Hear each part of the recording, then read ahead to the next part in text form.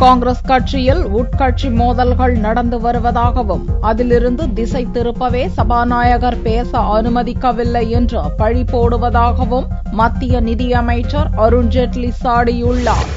லோக்சபாவில் காங்கிரஸ் உறுப்பினர்களை பேச அனுமதிக்காமல் ஒருதலைபட்சமாக சபாநாயகர் சுமித்ரா மகாஜன் நடந்து கொள்வதாக ராகுல் குற்றம் சாட்டினார். அதற்கு மத்திய நிதி மற்றும் ராணுவ அமைச்சர் அருண்ஜேட்லி கடும் கண்டனம் தெரிவித்துள்ளார். சமீப நாட்களாக காங்கிரஸ் கட்சியில் உட்பூசல்கள் நடந்து வருவதாகவும் பிரபலமான தலைவர்களே கட்சிக்கு எதிராக குரல் எழுப்பி வருவதாகவும் கூறிய அருண்ஜேட்லி, அந்த பிரச்சினையை திசை திருப்பவே சபாநாயகரை காங்கிரசார் வம்புக்கு இழுப்பதாகவும் ராகுலை குறை கூறினார். காங்கிரஸ் கட்சியினர் தாங்கள் செயல்படும் விதத்தை சுய பரிசோதனை செய்வதற்கான நேரம் இது என்றும் ஜெட்லி கூறினார்.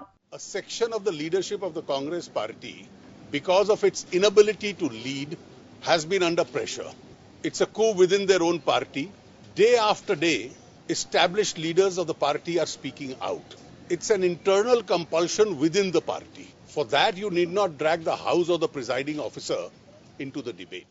ராகுலின் குற்றச்சாட்டை சபாநாயகர் சுமித்ரா மகாஜனும் நிராகரித்துள்ளார். ஒவ்வொரு உறுப்பினரும் பேச வாய்ப்பு பெற வேண்டும் என்பதற்காக ஒளிவுறைவற்ற முறையில் செயல்பட்டு வருவதாகவும் சபை விதிகளை மீற உறுப்பினர்களை ஒருபோதும் அனுமதிக்க மாட்டேன் என்றும் சுமித்ரா மகாஜன் தெரிவித்துள்ளார்.